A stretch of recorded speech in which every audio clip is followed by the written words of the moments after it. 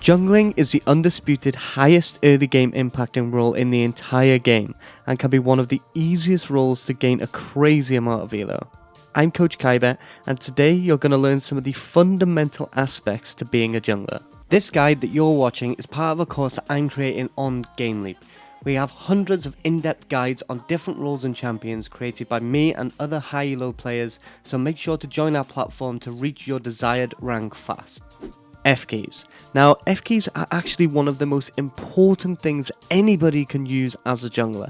Now, these are super important as they give you an instant snapshot of somewhere else on the map. This can be so valuable as a jungler because what you can do is actually use these to snap over your lane so that you have as much information possible so that you can make the best decision at the right time and really have as much impact in the early game as you can as a jungler.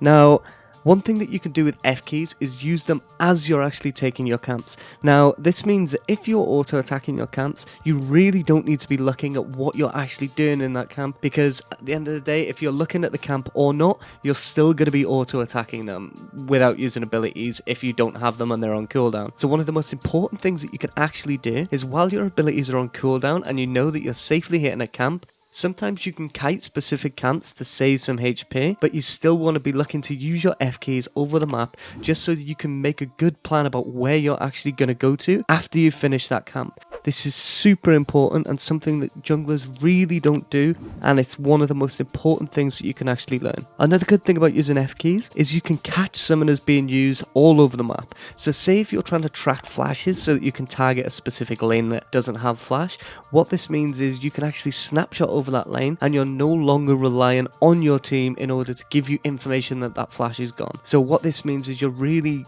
more reliant on yourself rather than anybody else, which is one of the easiest keys to climbing in solo queue. Again, F-keys are absolutely essential to climbing as a jungler. Priority.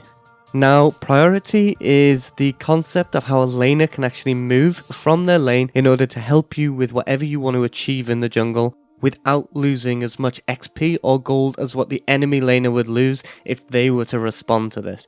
Now, this is a concept that really does give so much return if you really do nail it, as if you know where you have priority, you can make the best informed decisions about what you can safely do in order to impact the enemy jungler's game in order to benefit your own game as much as possible. Now, an easy sign of prior would be, say for example, if a wave was pushed into tower. Now, if say for example our mid lane has just pushed 2 waves into tower as a slow push, then what this means is if the enemy mid laner actually moves from that lane, then they're going to lose both of those waves of minions to the tower, which means they won't get the gold, but more importantly, they won't get the XP, which especially early game where everybody in mid, top, bot are really trying to push to get their ultimate. Sometimes in the solo lane, one of the most valuable things that you can do is actually deny the enemy lane XP, and by denying them XP, this means that you'll get the 6 advantage earlier and have a big all-in against them. So having this wave pushed into tower is a super big sign of prior. Now, there is also some other situations where priority isn't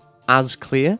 For example, if your ally was on the top side of their lane and you were in the top side of your map, then in theory, because the enemy is actually at the bottom half of their lane, your mid laner will still be able to rotate into the jungle to help, for example, with a crab way earlier than theirs can, which that couple of seconds is actually the difference between you securing that objective and that objective potentially being contested by the enemy jungler. So one of the other most important things that we can do is actually use priority in our game plan to determine the path that we want to take based on where we will have priority roughly 1 minute 45 seconds after we've taken our first buff. Now, this is super important because if we don't have priority in a lane and we're going to contest that scuttle crab, it means it's going to be really risky for us to get that, and if their jungler is good, they will actually catch us at that scuttle crab and take it away. Another key thing about priority is to never invade unless you have priority, purely because that laner will still be able to rotate into that jungle faster than what your laner can, and you'll end up in a 1v2 situation instead of a favorable 2v1. Another key thing to note about priority is that you always want to be making sure that you have priority in as many lanes as possible before going for a baron. This will mean that they'll have to de-push those waves and you'll get a couple of seconds which could be crucial to get the baron. If they don't push those waves out, you can actually get the Baron and then rotate into that lane, and that lane is already pushed enough that you can potentially look to end the game instead of probably just getting an inhibitor if they push that lane back out. Another important thing is when you're going for Dragon, you also want to get this priority in bot lane and preferably mid lane, just so that the enemy bot lane can't come and stop you on that Dragon without losing a lot of XP and gold. Those couple of extra seconds that you get from their bot lane having to clear those waves out instead of your bot lane rotating is super valuable. Invading. Now, invading is something that you can do in order to get a really good early game lead over the enemy jungler and really start snowballing the game and getting tempo and control over that game. Now, one thing you can actually do that's super important is to just track where the enemy jungler starts. Now, we can do this by looking at bot lane and top lane and just evaluating if they've come last, that means that they've helped to pull, or if they come and they're missing, say, mana from the Nami, then that means that she's probably give the jungler a heal in the jungle in order to keep him more healthy through his path. So what we can do is we can use this to actually determine where the enemy jungler started. By doing this, we can also then decide if we want to go into a vertical jungle, which will basically be where we go and try and take their second buff away from them. So for example, if say we were clearing red buff as Lee Sin, and we were playing into a jungler that we know that we can take that blue buff, and we know that they've started red because their Trinity has come into top lane with Fury. Now because of this, we know that Trinity has helped to pull on that red buff. So what we can actually do is use that information to say take our Krugs and then walk into the enemy jungle,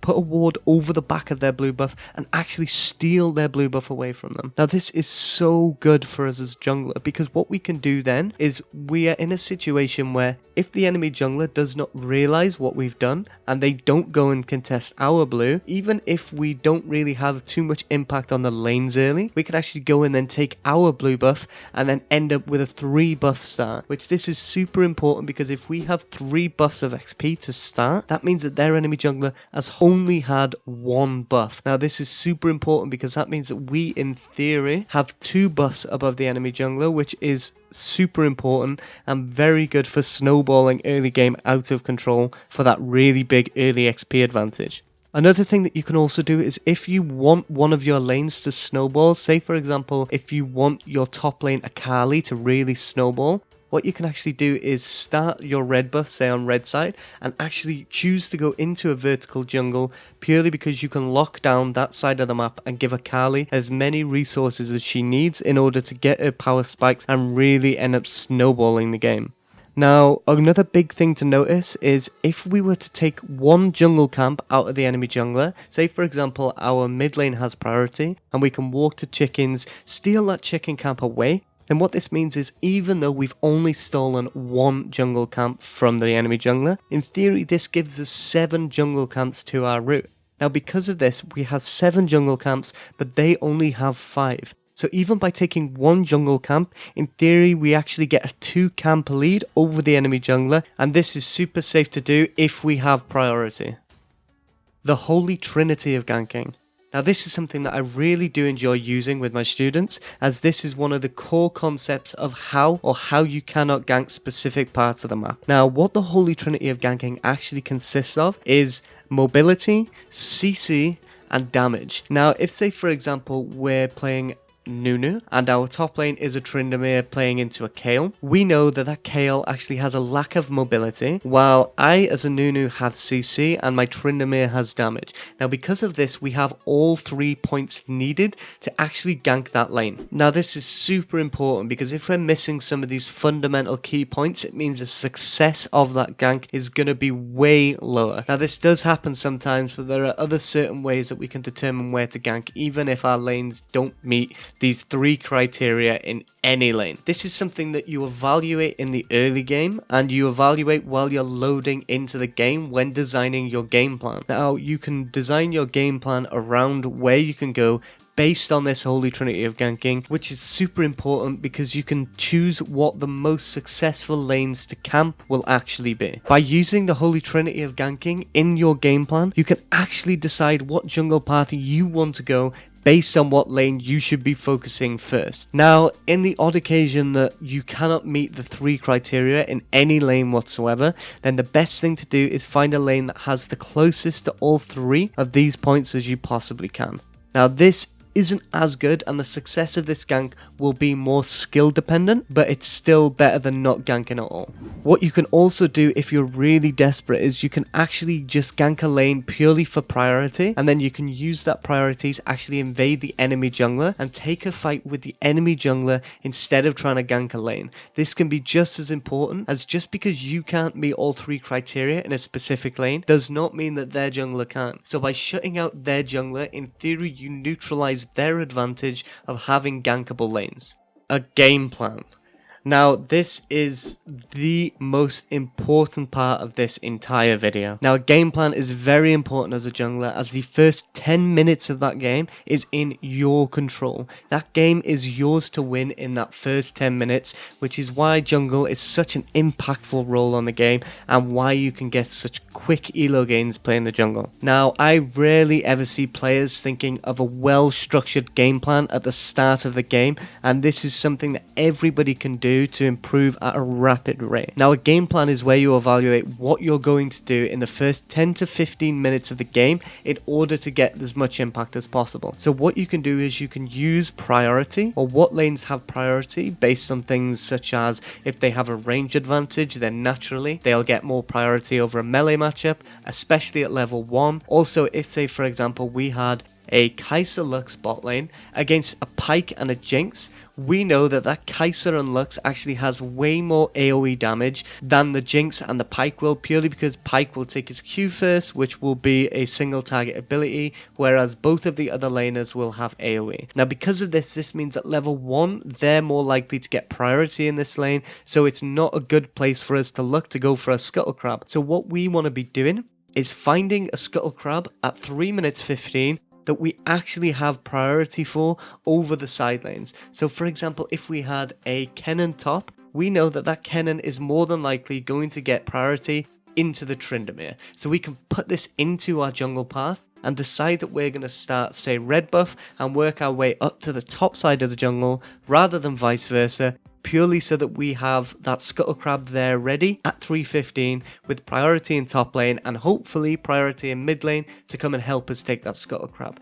Now, vice versa, you will have to change your jungle path if that Scuttle Crab is going to be too risky to take, because if their enemy jungler comes and steals that Scuttle Crab away from us, then we're going to lose a lot of time, a lot of tempo, a lot of XP, and the enemy jungler is going to have gold advantage also. So making sure we factor priority into this game plan is super important. Now, what we can also do is, part of this game plan, we can factor in the holy trinity of ganking and actually go from lane to lane and evaluate where is best for us to camp, which we can then use to determine where we're going to go and what we're going to do in that game also. So making this game plan is one of the most important things that you can take from this video, and even spending the time while you're in loading screen to think about the holy trinity of ganking and also where you're going to path based on what lanes have priority is super important and can get you that snowball and tempo on your team for that jungle matchup. Jungling is really about who has this tempo advantage and who can play proactively. One of the biggest things that I see junglers not do all the way up to high elo is just not think of their early game plan, which because of this, these players are then playing a reactive game.